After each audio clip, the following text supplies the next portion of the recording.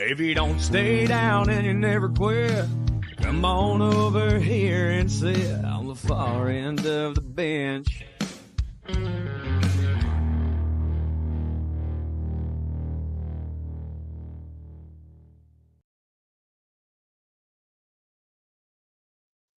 I know I don't currently have the Rocky poster above my bed, but I sent you the video of what 104.3 The Fan did with this historic event in NFL history. First time that a team in 1,122 tries having a 14 or more point lead in the fourth quarter with about 8 minutes left. They were undefeated. And we had Sunday happen. Nico was there live. He was not part of the mass exodus that was called out by both Bo Nix and Garrett Bowles. He does not leave sporting events early, so I didn't even have to ask him whether they finished getting blown out or they had this amazing comeback. But obviously, we got to talk about that. It's going to be a little bit quicker of an episode because Nico and I both have practices and other things to get to tonight. So we're going to give you our picks for this week. We're going to talk about this Broncos-Giants game, 33-point comeback in the fourth quarter, sole possession of the first place in the AFC West for the first time since 2016. I think was the last time that they had first place by themselves. And the rest of the division seems like they're kicking themselves into gear. So it's going to be interesting to say the least. But man, I just have to ask, when did you feel like this was legitimately going to happen? Because sitting there in the stadium, I want to know the moment. On TV, it was, I don't know if it was the Sternad interception because the Giants had just gone back down and like driven the other way. So I was still not 100% sold. Was there a moment in the stadium that you felt 100% sold? Oh, the spirit of DT is here. The Mile High Magic is back, and we're just going for this thing. I'll backtrack even further a little bit. I'll tell you the moment I almost left, because I'll be honest with you. Like obviously the Super Bowl 50 team was getting honored. Obviously 10 years later, which is crazy still to me that it's been 10 years since then. Obviously DT gets into the Ring of Fame, so everyone's there, and it's a tearjerker day already. And I'm sitting there, and like most Broncos fans, we're sitting there, and we're like, this is a fucking disgrace. I can't believe they just did this. I can't believe that they decided to do this on today. I can't believe that this team didn't have the guts to even put anything together offensively. I can't believe that this is the performance they're going to do in front of DT's family and the most amount of alumni that every Broncos have ever had at a Broncos game in its history. There was 40 players, obviously, from Super Bowl 50, and then add on another 100 players that weren't on that team that were in attendance. So that it was like one of those games that you're like, what the fuck? It was like literally what the fuck? I almost left. Let me tell you, like after the third quarter ended, I said, I can't take this anymore. I literally said, there's very few times I have said, I can't take this anymore. And I have left some notable games before. And I sat there with my girlfriend and I told her, I was like, I can't take this more. This is a disgrace. We're leaving. She's like, hold on a second. There's a guy in our row getting kicked out. So we decided we're going to wait for the Giants fan in our row to get kicked out. And he obviously, we have to get up, and he walks right by us. Security gets him out, and a guy gets kicked out of the row. While this is happening, we score our first touchdown. I'm like, well, now while that's happening, the doink goes to Troy Franklin. While that's happening, the ball gets tipped into Troy Franklin's hands in the back of the end zone. Yeah. And I'm like, well, it's not impossible. And then obviously we go back down the other way. And then the Theo Johnson tip pass goes back the other way, and we go back down again. And I'm sitting there being like, all right, if we don't score a touchdown here, then we're leaving. The second touchdown happens, and the second 2-point conversion happens, because like I said, this doesn't happen without two 2-point conversions happening back to back. You mean 8 and 8, 88? Yes, it's 2 8-point, which is even crazier. 2 8-point possessions, and with DT 88 as well. It's crazy. We can talk about all the numerology. We can get the Swifties back on our side talking about the numerology at some point. As that happens, I'm sitting being like, I'm looking at the time like, all right, this isn't impossible. It's very unlikely. But I was like, maybe they make this interesting. I was like, maybe I will say, before we continue to, because I think that we need to address what the Broncos did right, but that was also aided by. It was a collapse. It was a choke. The Giants did everything that they couldn't do to give that game back to the Broncos because for all intents and purposes, according to the ESPN algorithms and everything like that, Nico, the Broncos win percentage was 0.2. That's Not high. 2%. I'm surprised it's 0.1. That's even high to me. I think it was like 30 seconds away from getting ticked down The Giants to 0. have great talent. They don't know how to win football games. That's the difference. Dable doesn't know how to coach in those kinds of situations. Dable doesn't know how to coach. The defense doesn't know how to coach. The Giants lost the game as much as the Broncos won, and the Broncos won that game as much as the Giants lost it. There's two ways to that street. But at the same time, I sat there being like, I can't believe this is actually happening.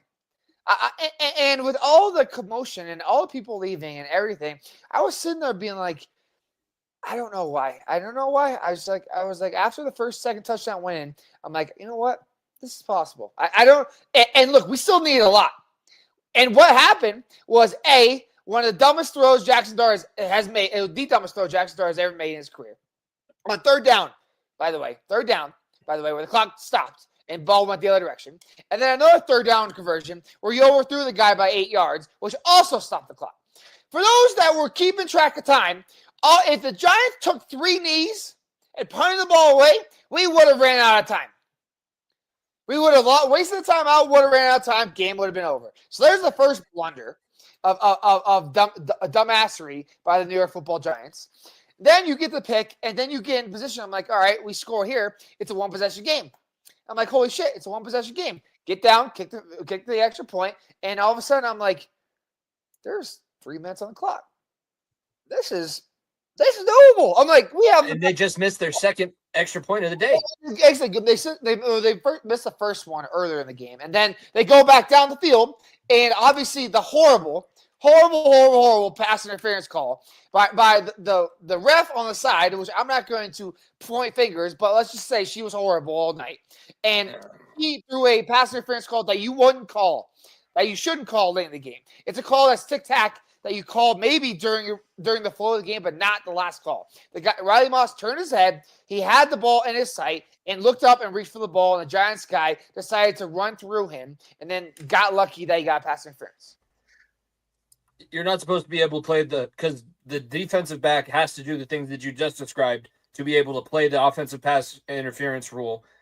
You're not supposed to be able to run 5 yards back into the defender and cheat the rule. There's a way that you cheat those deep balls. That's what a lot of the NFL teams do. But that one was as blatant as I've ever seen. It's like I say, it's a rule that needs to be changed very, very quickly. And Jackson Dart was able to get that 1 yard run. Frankly, it's better for us that it went in too.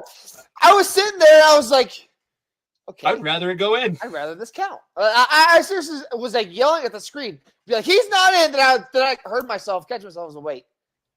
Hey, he's in. Count it. He's in. Otherwise, they're going to give it to Scattaboo and try and bash somebody's face again. So he's in. And then there'll be only 10 seconds on the clock where we don't have any time outside of Hail Mary. And then they get the touchdown. Jackson Dart decides to get on the bench and start chanting at all the Giants fans in the background. And then the kicker proceeds to shank another extra point. McCatmany? Is that his name? We don't even need to talk about him anymore because he got cut. His ass got cut. Oh, he has? Okay, that makes sense. Well, because it does make sense because when you can't do your job, you normally get what, Nico? We have a 4-letter or 5-letter word for that. What do you get when you can't do your job? Fired. At worst, if he makes that extra point, what happens? You go to overtime. It's only a tie, and then you have to go to overtime. You go to overtime. Instead, you gave a team that had nearly 0% chance of winning the game a light at the end of the tunnel.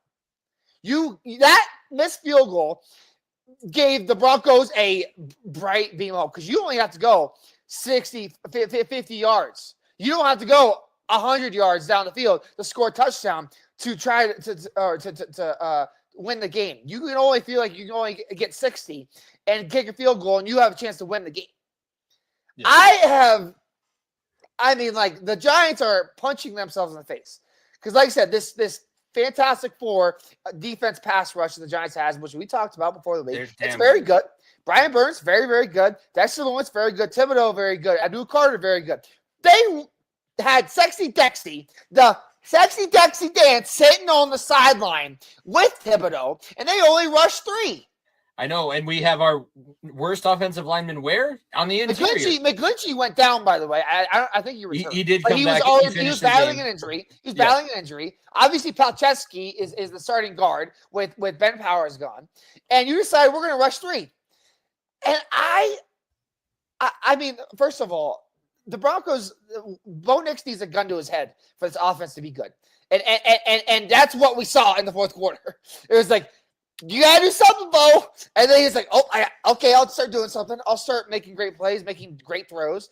That throw down the middle of the field was intended to the wrong guy and just happened. They ran the routes totally incorrect. Totally incorrect, right in front of each other, and it accidentally went into our hand. I feel like that was one where DT kind of put his hand down and tapped the ball. I don't think that was the one. I think it was the second one when Sutton because for DT was known for his bubble screens, obviously and the slant routes. DT was one of the most physical guys, stronger guys that Peyton knew very, very well. He wasn't going to beat a guy one-on-one fast speed. He threw it to that back shoulder better than everything. As much as DT was good at the screens, he was just as good as those back shoulder throws, those go routes. And that's exactly what Courtland Sutton did to get that back shoulder throw that Bo Nix put perfectly so that only he had a chance to catch and throw the ball. And Sutton came down with it, had the great game, had 87 yards. Weirdly enough, wasn't 88, but had 87 yards. And then Will Lutz kicks the field goal. And we didn't even talk about 3 quarters of football. We just talked about the fourth quarter. There's definitely things to address from those first 3 quarters. Oh, there's a lot. There's a lot of problems. There's a lot of problems we can talk about. And I think the biggest problem wears the headset and refuses to what do we say in the sociological and therapeutic sense? He refuses to kill his ego. He thinks that he is the smartest, most genius man alive, and he is right now failing miserably to see what's in front of him. It's clear your offense doesn't work the way that you want it. Bo Nix is not Drew fucking Brees. Not yet. Definitely not yet. He is not. Bo Nix is his own quarterback, and you started calling quarterback sweeps to the end zone, right? You started getting him out. He is not fucking Drew Brees. You're not calling in a new personnel package because you're going in tempo and you have to go hurry up, so you don't need to worry about running 6 guys on at a time and giving your quarterback 10 seconds on the play clock. It's a lot different. It's blatantly obvious. It's blinking, flashing red lights at you right now, Sean Payton, and you're turning it off. You refuse to see it because I don't know if you saw after the game. That was the first thing he said. I don't want to hear about any of this tempo stuff. Like, bro, that's the shit that works. You make your quarterback think too much. Shit that works. It is Sean Payton. We can talk about Sean Payton here in a second because there's other things that he was in the news for the last couple of days, which I'm sure you've seen it all too. I think that Bo Nix is just he's a good football player. He is still learning the X's and O's of an offense, and it's a tough offense. It's a tough offense to learn. Sean Payton's offense is not for weak. Sean Payton's making it a lot tougher on him too. He's making it a lot tougher, but when Bo dumbs it down and just says, "Go be a football player, go make football plays." Do things with your arm. Do things with your legs. Do that things. He's a better player. He's a better player. And I understand that won't work for 18 weeks of the year and including playoffs. That won't work. But at the same time, you have a second-year quarterback that is winning football games by just being a good football player. Not with his mind. Now, he's beating teams with his arm strength, his legs, and his agility. He is not beating teams with his mind yet. He may eventually, but young quarterbacks are not able to do that. Not every week, especially. There's going to be a few games that he sprinkles in that he looks like Tom Brady in his prime. There's going to be games where he looks just like this, and last week too. That was the big thing. Sean Payton said that he didn't want the bye after the London game, and for 3 quarters, it looked like that was going to be the biggest issue of all time because that team didn't wake up. They were not awake until. Well, they scored that touchdown. Was halfway awake outside. Halfway. 3 plays. It was that deal not Theo Johnson. It was the one. But on the plays that they scored, it was untouched. Bellinger was untouched. Tyrone Tracy was untouched, and he sat there and being like, "Well, this is fucking stupid." And Cam Scadaboo ran through somebody's face on that touchdown pass that he caught. So it just seems like there's so many things that seem obvious with this team, but it's just not going to be addressed. We're not going to go with the obvious solution because I know what's best. You all don't fucking know what you're talking about. And that's how this is going to roll. That's basically what Sean Payton says at every one of his press conferences. And that was cute when you were a Super Bowl champion in this situation where you have your quarterback of 15 years and New Orleans media. Let's be honest, New Orleans sports media, unless it's LSU, they're not going after you all that hard. So he had a little bit of runway. Besides being an NFL head coach, he didn't have to deal with people actually taking the time to look at what he's doing. That was a bad coaching performance from Sean Payton until the fourth quarter when he started calling plays that worked. Is the same thing that you say about the players is the same thing that you say about the coaches and half of Vance Joseph, because I have to, it's either he's not communicating the coverage or there's a switch that should have happened that didn't. But the way that those tight ends are running free and the Tyrone Dre's in the NFL, if you don't get touched, unless your name is Jahmyr Gibbs or Bijan Robinson, there's a problem. Tyrone Tracy should not be running 50 yards without being at least sniffed by somebody. Talanoa Hufanga wasn't even able to sniff him on that play because he was on the opposite side of the field. Who was back this weekend, who won't be back next weekend for other problems, which we could get into too, because I think that was also bullshit. Look, there's a lot of mistakes, but at the same time, what have I always said? Better to have mistakes when you fucking win than when you lose. Because at the same time, that is a win when your division, by the way, Chargers lose, Chiefs win, where you now sit in sole possession with a full 1-game lead of the AFC West. That's why it was so big to what we did. And there was, and like I said, we are learning things about this team every single day. We're learning that the special teams is slowly figuring it out. It's taking way too long, but the punting has been very good. I thought Will Lutz had a better game on the kickoff game. We're not just kicking the ball in the end zone. We're being smarter of placing the ball. I thought that special teams, when it's a non-factor, it's a good thing. It's a non-factor, it's a good thing. When it's a factor, it's a problem. And you won on a special teams win. I just sit here and I'm just like, this team, if they're competent for fucking 3 quarters, we're a Super Bowl fucking contender. Like I cannot emphasize enough. This team is one side of the ball away from being a real Super Bowl contender threat. Because look at who the fuck is in the division lead. It is 2016 all over again. It's the Colts, it's the Patriots, it's the Broncos, and it's the Steelers. It's been 10 years since those 4 teams have been leaders in their division alone. Isn't time a flat circle? It's funny how things work out, right? Everything just comes back to the center of the universe. But here's the thing, and you mentioned it with what you were saying about Bo Nix, and if we're going to continue to compare about 2016, Trevor Siemian does not do any of that we saw on Sunday. Trevor Siemian was the definition of like the game manager. Peyton didn't do that himself. Peyton wouldn't have been able to do that at the end of last year. Here's the thing. Peyton wouldn't have let his team play like that for 3 quarters. No. Peyton would have shot somebody on the sidelines before he let his team go out there and do absolutely nothing for 45 minutes of a football game. But the way that Bo Nix never, when you put somebody, you know what it is. He just likes to get hit. No, you know what it is. We had this epidemic 15 years ago, not 10 years ago, 15 years ago. I know. T-Ball Mania is back. I'm not going to say that. I'm not going to say that because he is way better than Tim Tebow ever thought of being a quarterback in the NFL level. Winners. Make sure you emphasize in the NFL. But yes, you're right. In the you're NFL. Right. But Tim Tebow did the same bullshit. I'm still convinced Tim Tebow's right-handed, by the way. Aren't you? I'm still convinced Tim Tebow is a Hall of Fame tight end. Is the best quarterback that we've ever drafted. That you have up until now. It's not wrong. No, Bo does have to win a playoff game. Bo does still have to win a playoff game. Exactly. He's the best quarterback we've ever drafted. Because that way we didn't draft. Peyton, we didn't draft. But it's just it's something different. Craig Morton, we didn't draft. I mean, like, if you're fighting somebody that when you punch him in the face and he's willing to see the side of his own blood and not wilt, that's a whole nother animal too. Because I have to feel like that plays into. I don't want to do that every fucking week. No. I'm not saying do that all the time. But this week, I think that this was kind of like the final. It's similar to the Philly game. But when you now see this and the Giants look at it and say, we're up by 18. The Giants just don't know how to win football games. That's their problem. I get it. But any NFL team, in this situation, when you have that lead in that situation, knowing that you have a 99.8% chance of winning, you are going to expect the other team to give up or wilt or just worry about garbage time statistics. You didn't see that from this Broncos team. Bo Nix didn't allow that to be the mindset of what was going forward, and he just continued to smile through getting his teeth knocked out over and over and over again. And then he the fourth quarter, he believed. That's literally he believed and said, "I'm fucking winning this game." Like that's.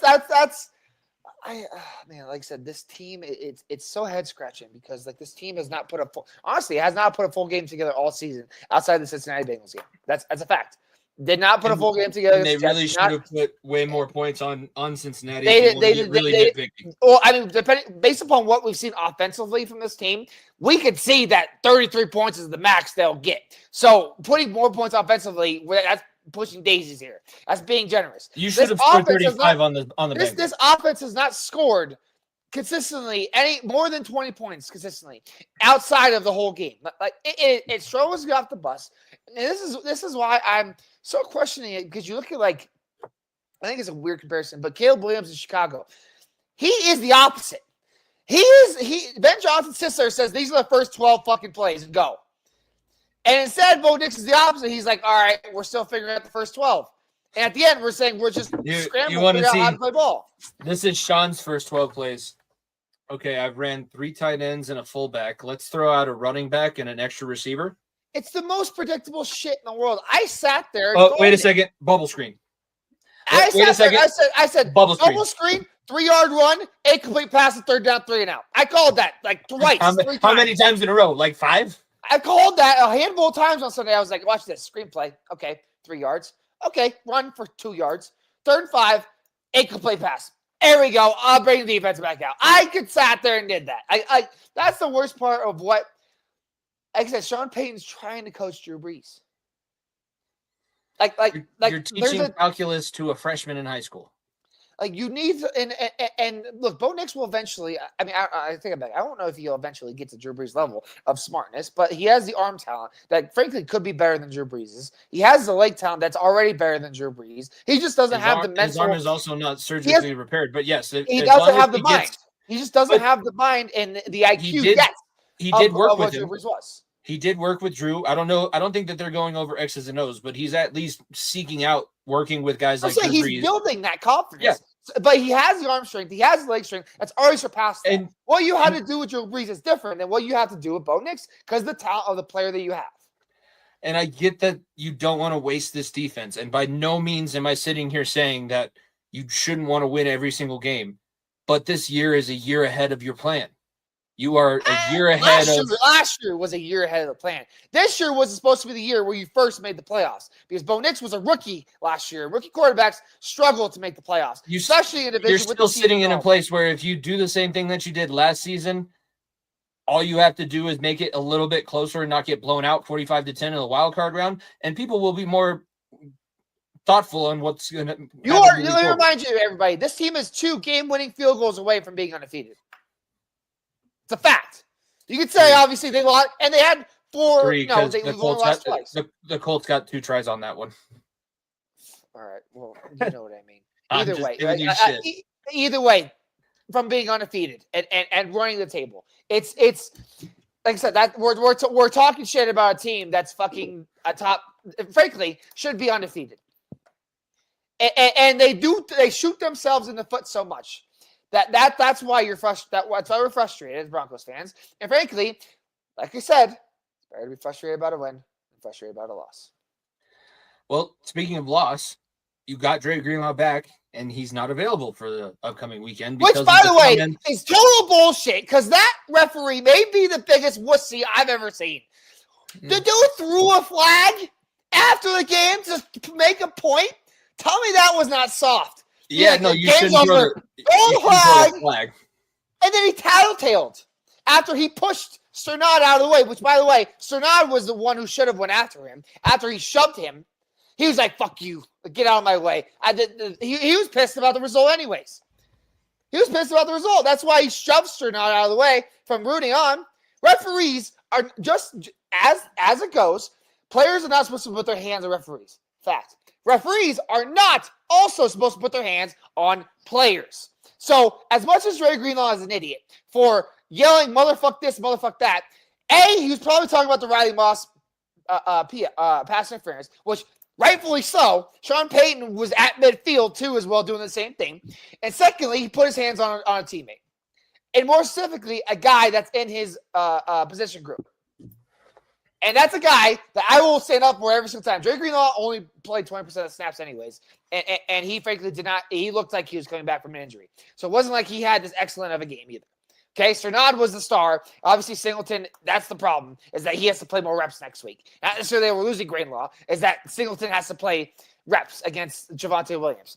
I stand with Dre Greenlaw. I do. I 100% do. Frankly, you want to do bullshit all game. You want to put your hands on a player. You're going to hear an ear for it. And then you want to go tattletale. It was in plain sight of the cameras, so it wasn't that hard to figure out what was said. I know, word for word, what do you think was said? Because I haven't seen any of this. What was said? What do you think was said to result in a game suspension? Because it had to be heinous. He said, "You're lucky I'm not. You're lucky I'm not going to find your ass and fuck you up." That's what he was saying. That'll do it. Yep. You know what? I take it back. That'll do it. That'll do it. That's basically what it boils down to. And he chased the guy down. So I get everything that you're saying. Called a terrible game. He's being a little bit of a bitch as he's running off the field. Like the referee's a stone cold bitch too in this entire situation. But Greenlaw, I don't know why he snapped the way that he did. But he looked like he put his hands on another player. That's exactly why. I get it, but I'm not going to sit here and say that I stand behind the Shield because God knows that I hate the NFL at times just as much as everybody else. They do have to make sure that this doesn't become a recurring theme. You can't. Then the referee should also be fined a paycheck for putting his hands on a player. You should. We're doing double standards, and you should make sure that he doesn't referee the NFL game based on. He should have his white hat revoked. Yeah. He should have his white hat revoked. We want to suspend players for talking. By the way, talking when you physically assaulted a player.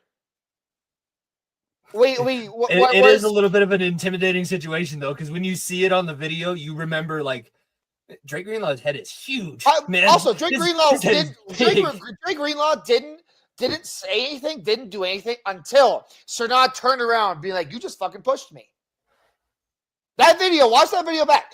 He pushes. Drake Greenlaw is not even worried about the ref. He's going right at Will Lutz, celebrating. And then Cernod's like, this guy just fucking pushed me and turned around. And then Cernod was a smart one and the bigger man, that person, and went on to continue celebrating. And Greenlaw, the veteran leader, and why he was such a locker room leader in San Francisco for so many years, didn't let that fly.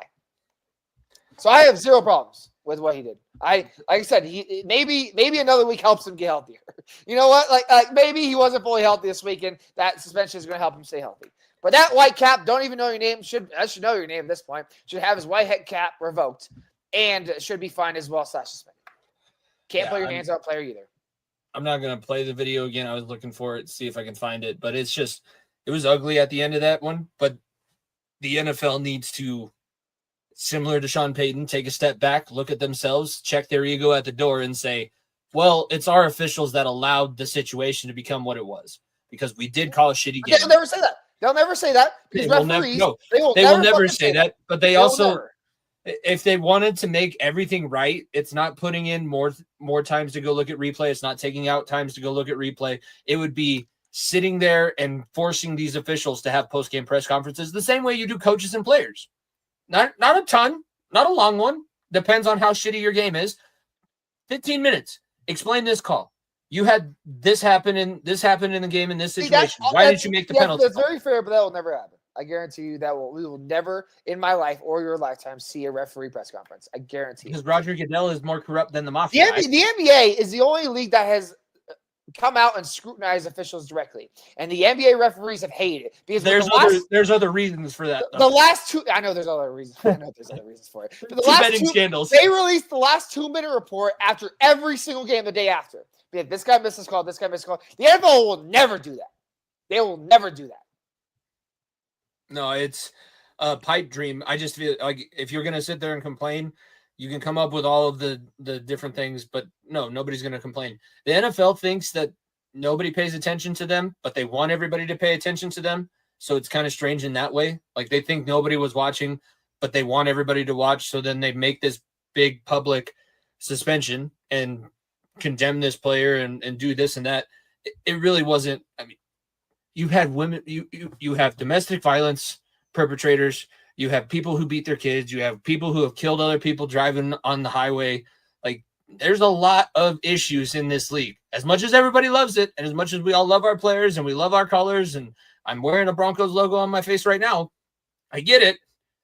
But it's just a thing that you do have to remember that this is real life. How does this game make you feel for the upcoming matchup? It's now looking a little bit differently than I think we were kind of when we were talking about the stretch coming up where you start with the Bengals. The Cowboys were also another team that you look at and go, okay, they should be a little bit easier of a victory. I know that they'll score some points. They've been playing really well. And Javonte Williams. Sorry. One side of the football. Their offense, Dak has played awesome. Him and Baker, I think, have had the most consistent season so far at quarterback. Javonte Williams, when he's not fumbling the football, is running like a pissed off wombat. It's a little bit interesting to see, like, why couldn't he have ever done that in orange and blue? He had to do that in Dallas Cowboy colors. Pickens is going to be a problem because I feel like Pickens is going to be guarded by Riley Moss since CD is back and he's going to be going. How did this game make you feel about the upcoming Cowboys matchup? I mean, it scares the shit out of me because you look at your next three opponents, and before you play the Chiefs the week before your bye week, and you face the Cowboys, who have obviously been very good, the Texans, who have been the biggest hot and cold team in the league, and the Raiders, who are literally the rear end of a dog because they're that butt cheeks. So I mean, you have a chance to walk in to play Kansas City at home, 8-2. You have a real chance of having to put a stranglehold in this division if you're able to secure this weekend. You got to think like another thing that I reminded myself going into last week's game was Broncos haven't lost a home game in 10 games. Mm-hmm. They haven't lost a home game in 10 games. So it's a little bit different. And I feel more confident that this Broncos defense can slow down Dallas than I can this offense going past the shitty Cowboys defense. And that's weird to say that. But at the same time, you have to start fast. You cannot throw yourself into a hole again. And I guarantee you and I have been in those war rooms and practices and everything where, like, you don't want to start fast. What's the first thing you do on Tuesday or Monday after practice? You are running up and down. Get on the line. You're starting as fast as you can in practice. So I expect a war. Obviously, Javonte coming back is huge. He's been great this year for them. Pickens has been really, really good for them with alongside CD. And you. So, yeah, he has, and really good for me also. He like I said, this offense is really, really talented. The defense is where this offense needs to have a spark. This Broncos offense needs to have a spark against a defense that is worse than honestly, I'll say it, it's worse than the Giants easily. It's worse than the Jets. It's worse than the Eagles, and about even par, but better than the Bengals. So it's a much worse defense than you faced the last couple of weeks. And you have a chance to go in and put up points at the beginning. You need to prove a point. It'd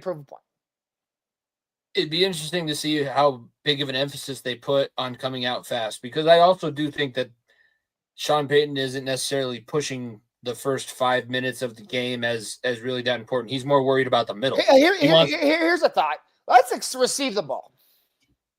No, because you want to win, Nico. You want to win the middle four You want to win the middle four of the game, where you score going into halftime, get the ball back, and score coming out of it. That's his strategy. But how bad this offense has been. Let's get the ball. Let's get this shit on. Let's get this team on the field. Get it going. Because I'm not going to do it. So quit asking.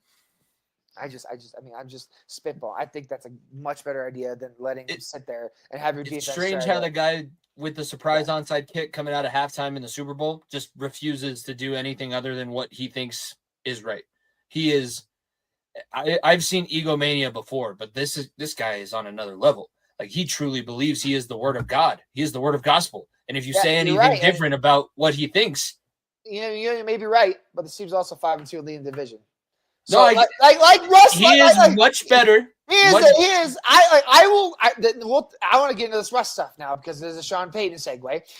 I would rather my coach be a fucking asshole and a good coach than a wannabe and a guy that just sits back and doesn't say shit.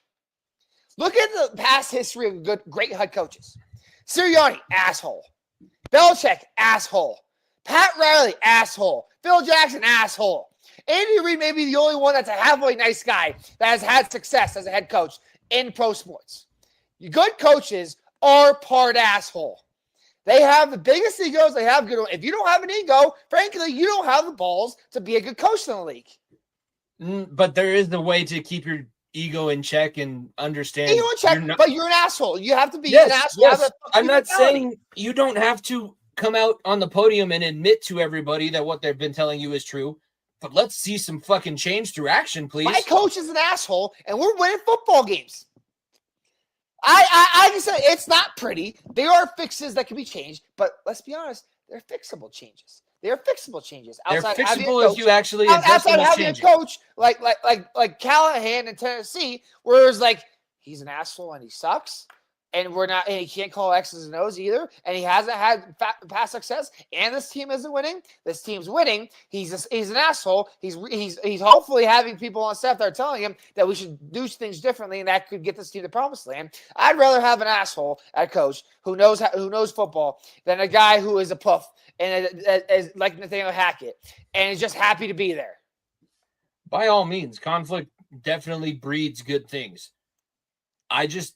When you don't put it into words, like I said, don't come out into the media and say I was wrong the entire time and it's going to take us a little bit longer and we're going to have to make these adjustments. Just make the damn adjustments. Just do the shit that you've seen work on film. You don't have to don't scatterboo yourself against the wall. Let's move around and use the doorway. If you use the doorway, it can be a little bit more comfortable for now until we can learn how to go through the wall. You're also through 7 weeks of the season, and there's 18 weeks. So you just got through a third of the season. There's a lot of time. This first third is where you really figure out what kind of football team you are. And I think after these past couple of weeks, this team should be finally realizing that you're not having Russell Wilson at fucking quarterback, that you actually have a guy who has balls and that will actually have heart on the field, as opposed to Russie over there.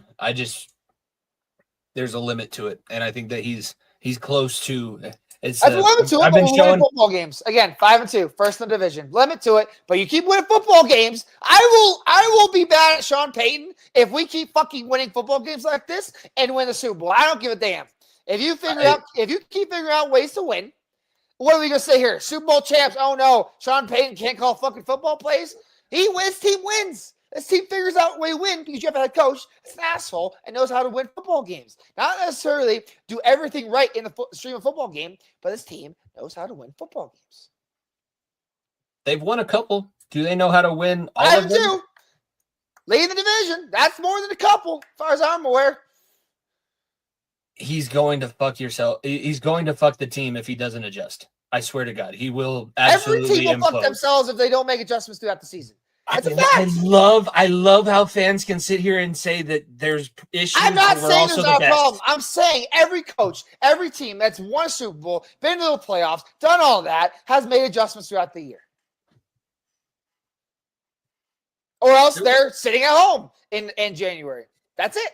Team that doesn't make adjustments is sitting at home in January. Every team has done that. Broncos were an entirely different football team last year from week 6 on.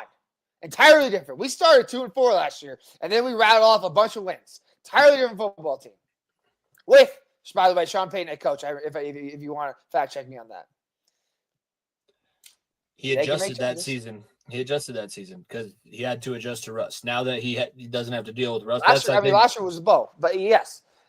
Either way, he's adjusted very, very well in the past. That's why I am not going to sit here and saying this guy's a dumbass and he can't figure it out. I'm not saying that he's dumb. I'm just saying just do it. Just get the shit over with. Quit sawing your ankle off. Shoot your foot off. Let's fucking go. Let's get on this horse again. Let's get on this horse again. NFL Week 8, pick 'em. Nico is ahead by half a game. I had a very good weekend last weekend. Nico was 3-1. I went 4-0.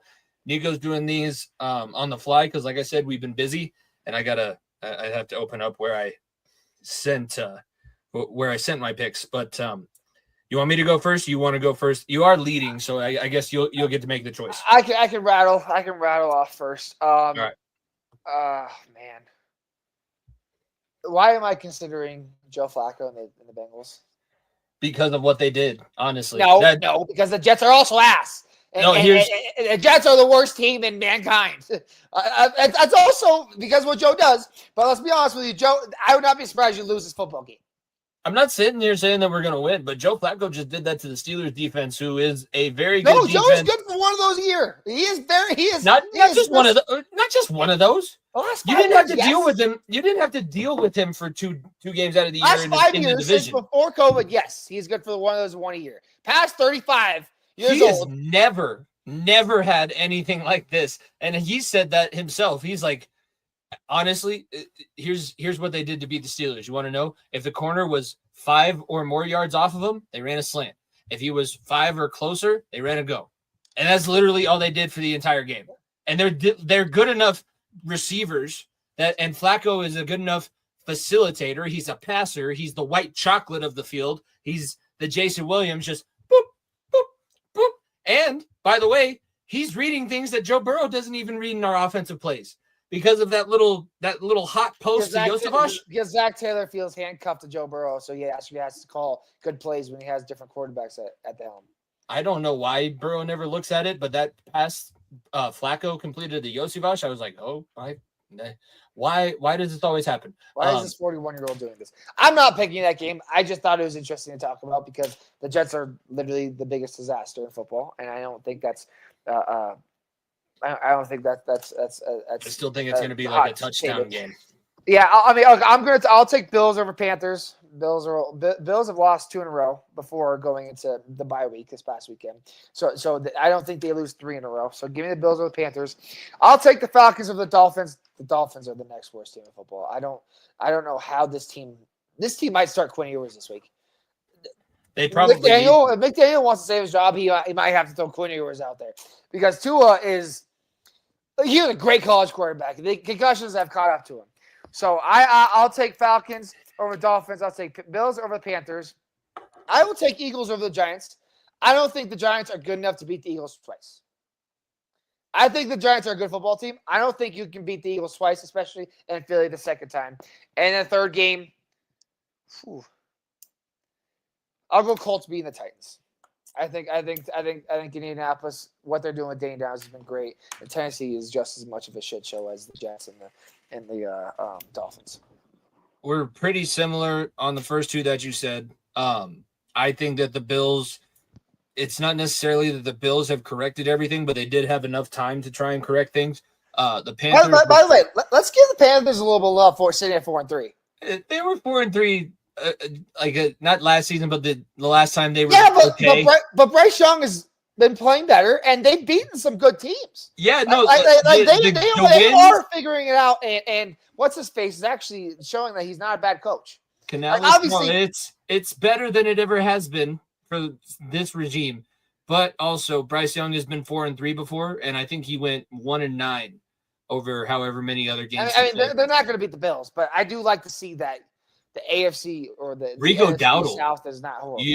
Thank God this weekend that the Cowboys got rid of Rico Dowdle because I wouldn't want to. As much as dealing with Javonte Williams is going to suck, Rico Dowdle's a mean man. He's a mean man. And I also have the Falcons over the Dolphins because the Falcons are another one of those teams that you can kind of time their wins like clockwork. So they have a bad performance and then they come out and have a better and then even better performance and then they'll go back again. But this is their good performance and they're playing the worst team, softest team, most vanilla cream ass team that I've ever seen in this year's Miami Dolphins. So we're both the same on that one. I'm riding the Patriots. I've rode the Patriots the last few weeks, and now since he's one of my starting fantasy quarterbacks, I got to continue to ride him. But Drake May has been awesome. He broke Tom Brady's completion percentage record in Foxborough at 96 or 97% completion last weekend. It'll be tougher against the Browns, but the Browns offense is. Yeah, the defense is. The Browns are going to need the defense to score 2 touchdowns if they want to have. I don't know if we're going to get the same offensive output that they did last weekend. I don't think Quinshon Judkins is running all over this Patriots defense. Has been, he's good. I just don't think that he's dominating the Patriots defense the way that he dominated Miami's defense. So I have the Patriots over the Browns. It is 2 different defenses. Judkins has been very good though. They have a star there. So. And there's a few players on New England's defense that I'm also kind of sitting there. Like Christian Gonzalez is another one of those shutdown corners. Like you can play cover 6, which means that one corner has the entire half of the field and everybody else is filling in the holes behind him. My last game, I'm going with the Bucs to bounce back over the Saints because The Saints turned back into the Aints after they got that one victory. Spencer Rattler's going to finish his career with like a 1-20 NFL starter record before he's relegated to a backup quarterback. But I think the Bucs, Baker Mayfield, Egbuka, they have the ability to turn this thing Mike around. Evans is out for the foreseeable future for them, so that's going to hurt. Not Evans. No, Ibuka is back, and Yeah. Ibuka is back healthy. They still don't have Godwin yet either, so it's been Ibuka. It's been Tez Johnson. I'm all on the Baker and Tez train because Tez is like one of my students. Tez is like one of my 7th grade students. I did my flip and they were chanting MVP, and I was like, "Damn, I haven't done anything this season." Like, bro, think about somebody that only thinks of themselves. Holy shit! But Tez since taking over that weirdly number 2 role has been very, very good. So I will give him a lot of love because he's a guy that I honestly wish we would have got. But he's been really, really good for them. And like I said, 2 star rookie receivers. Tez Johnson has a ways to go, but Ibuka is the star that everyone has seen. And frankly, if you get Godwin back, you get Mike Evans back. Tez Johnson is probably the best number 4 receiver in football. I mean, like this receiving room is just so deep. Baker Mayfield has so many options to get to. Also, real quickly, because before we're gonna have to get going here quickly, but Jackson Smith and Jigba is leading the NFL by 200 yards receiving right now. He's been great. He has been really, really good. I knew that he was good in college, but it was always everybody talking about Marvin Harrison Jr. JSN in Seattle, wherever he was going to be. Like, think about this. He was so good, and Seattle saw this coming for so long, they traded DK so that JSN would have the number 1 role. And release Lockett. Like they trade all of them and brought in Cooper Kupp, and they told him, "You're the number 2 guy."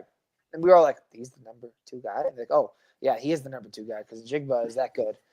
No, Jackson Smith and Jigba has definitely had a season to remember. Real quickly, anything else before we wrap up and I head out to football practice? Bench Warmer of the week is Russell Wilson. Don't care what you say. He's the biggest dumbass I've ever seen. Calling out a coach, calling out the other thing. Good for you. Fill up those water bottles. Make sure that clipboard is looking nice and pretty. And I could have done the Bench Warmer of the week being the kicker, but frankly, Russ wants to make a fool of himself and look like a bigger dum-dum than he is. So, yeah, Russell Wilson is my bench warmer of the week. And we have a World Series set. Yeah. Which we'll talk about more next week, but hopefully, I mean, I'm trying to get Darren or Christian to come on, so we have somebody to talk to. Sometimes it takes Canada to take down an empire, and Kawhi in Toronto did it. So can Vladdy in Toronto do it? I guess we'll see. My bench warmer is CSU football. Jay Norvell gets fired after being trounced by Hawaii at home. On the mainland. By the way, this is one of the most fun stories in sports right now. Do you know what the Hawaii kicker's nickname is? I don't, but I know that he's a Japanese dude that learned he's how to a Japanese guy who learned on YouTube, and they're calling him Tokyo Toe. How sick is that? That's a hell of a nickname. That's an all-timer. That's an all-time nickname. That's a good one. But that's an all-time nickname. I was talking to the science teacher that I work with today, and he's like, "Oh, I watched CSU get beat up by Hawaii." I was like, "Hawaii won on the mainland? Hawaii came to Elevation and beat the crap out of CSU?" Also, mini shout out CSU because if my Box State Bruins win this weekend, we're playing in your stadium next weekend for a state championship. So I'm hoping that I'm up at Canvas Stadium. But I don't got anything else. Nico's got to get off to practice. I got to get off to practice. Make sure you're following at FEOTB Pod. Subscribe to the YouTube channel. Make sure you tell your friends. Continue to spread the word. Become bench warmers every single week. This has been a quick episode 253 for myself, Jimmy Pilato, my co-host Nico Bryant. We will see you guys next week. Peace.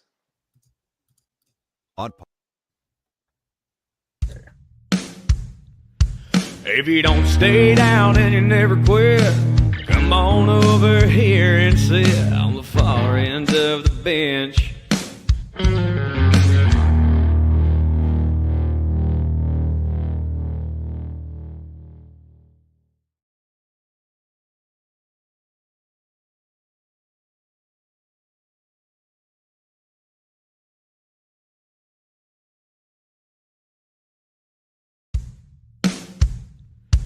If you don't stay down and you never quit, come on over here and sit on the far end of the bench.